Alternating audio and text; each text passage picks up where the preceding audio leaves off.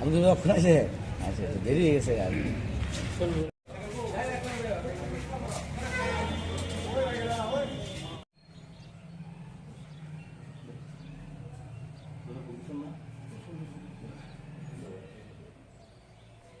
আপনাদের এখানটা আজকে দীর্ঘদিন বাদে বিশালগড় ব্লক কংগ্রেসের নিজস্ব পার্টি অফিসে, এটা 18 সন থেকে এটা পরিত্যক্ত অবস্থায় পড়েছিল, জানেন আপনারা। আমরা বিশালগড়ের চরিলামের প্রাক্তন বিধায়ক, কংগ্রেস বিধায়ক পরিমল সাহার মৃত্যুবার্ষিকী, 43তম মৃত্যুবার্ষিকী আজকে আমরা শ্রদ্ধার সঙ্গে আমরা পালন করছি।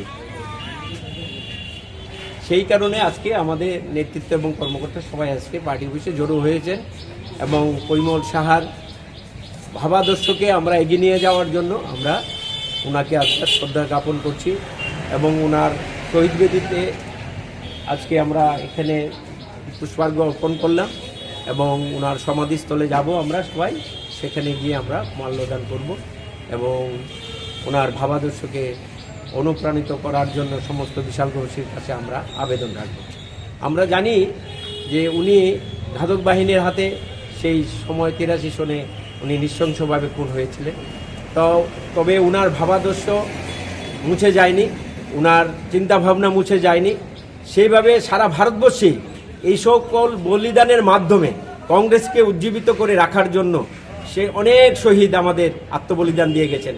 সেখানে অনেকেরই সেই আত্মবলিদানের ইতিহাস নেই, কিন্তু আমাদের আত্মবলিদানের ইতিহাসের মাধ্যমে কংগ্রেসকে আমরা সুপ্রতিষ্ঠিত করতে চাই, ওনার ভাবাদর্শকে আমরা এগিয়ে নিয়ে যেতে চাই।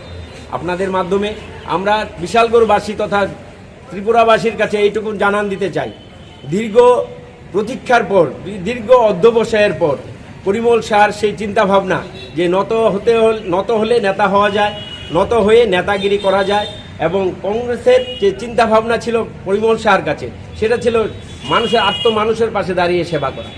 সেই উদ্দেশ্য আমরা আজকে ওনাকে আমরা স্মরণ করছি এবং শ্রদ্ধা জ্ঞাপন করছি।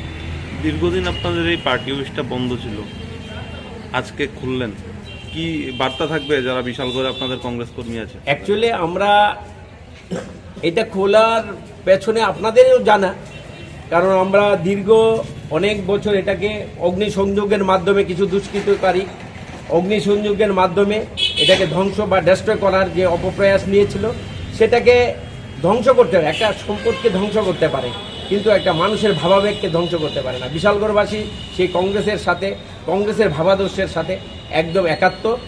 যারা এইসব নিয়ে রাজনীতি করে তাদের কাছে একই বার্তা দিতে চাই যে প্রত্যেকটা ক্রিয়ার প্রতিক্রিয়া আছে।